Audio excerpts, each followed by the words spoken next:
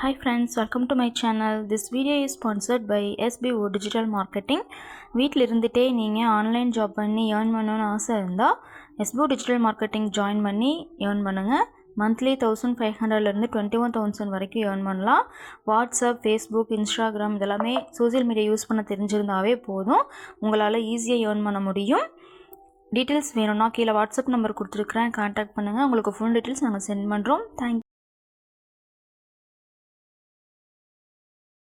Skip பண்ணாதீங்க, பெரிய தப்பு. தினம் 300 ரூபாய் சம்பாதிக்க அரிய வாய்ப்பு. இன்ஸ்டாகிராம், ஃபேஸ்புக் பயன்படுத்த தெரிந்தால் போதும், content post and content publishing மூலமா தினம் 300 ரூபாய் சம்பாதிக்கலாம். இந்த வேலை செய்ய 5 நிமிடம் போதும். Work training support, group communication support, all language customer live chat support, முக்கியமா சொந்தமா ஒரு பிசினஸ் ஸ்டார்ட் பண்ற அளவுக்கு உங்களால கற்றுக்கொள்ளவும் முடியும், சம்பாதிக்கவும் முடியும். இந்த வேலை வாய்ப்பு வழங்குவது 5 வருடத்திற்கு மேல ரன் ஆகிட்டு இருக்க நம்ம தமிழ்நாட்டு company school of business organisation private limited. மேலும் விவரங்களுக்கு டிஸ்கிரிப்ஷன்ல கொடுத்திருக்க நம்பருக்கு வாட்ஸ்அப் பண்ணுங்க.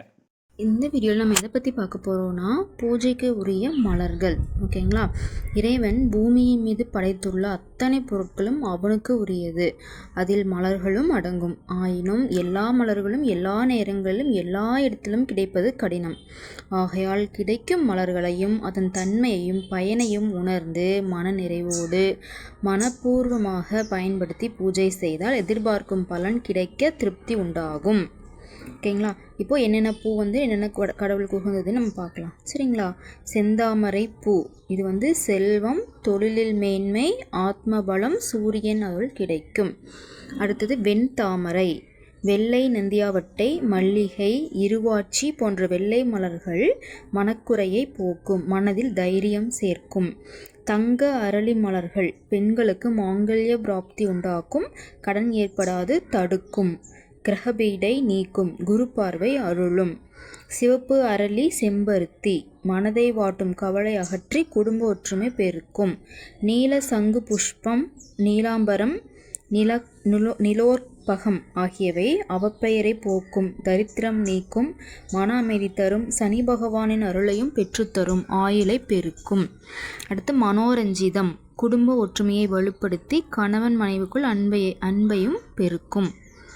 பாரிஜாதம், அல்லிப்பூ போன்ற சற்று மங்கலான வெள்ளை புஷ்பங்கள் சந்திரன் அருளை பெற்று புத்தி வலிமையை பெருக்கும், தாயாரின் உடல்நலத்தையும் காப்பாற்றும்.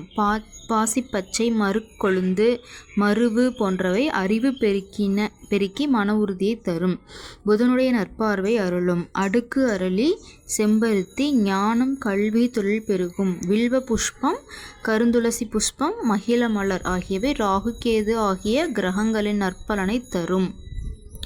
பழைய புஷ்பங்களையும் மொட்டுக்களையும் தூய்மை இல்லாத புஷ்பங்களையும் இறைவனுக்கு சார்த்தக்கூடாது. விநாயகர் பெருமானுக்கு எருக்கம்பு, தும்பை, செம்பருத்தி, தாமரை, ரோஜா ஆகிய மலர்கள் பூஜைக்கு உகந்தவை. முருகப்பெருமானுக்கு முல்லை, சாமந்தி, ரோஜா, காந்தல், செங்காந்தல் உகந்தவை. திருமாலுக்கு தாமரை, பவளமல்லி, மறுக்கொழுந்து, துளசி, சாமந்தி ஆகியவை உகந்தவை. நீல சங்க புஷ்பம் பயன்படுத்தலாம். வரலட்சுமிக்கு மடல விழுந்த தாழை மடல் மிகவும் சிறந்தது. ஓகேங்களா? என்னென்ன கடலுக்கு என்னென்ன பூ உகந்தது அப்படிங்கிறத பற்றி இந்த வீடியோவில் பார்த்தோம். அடுத்த வீடியோவில் இதை விட நல்ல நல்ல தலைப்புகளை உங்களுக்காக தரோம். வீடியோ பார்த்ததுக்காக உங்களுக்கு ப்ளீஸ் லைக்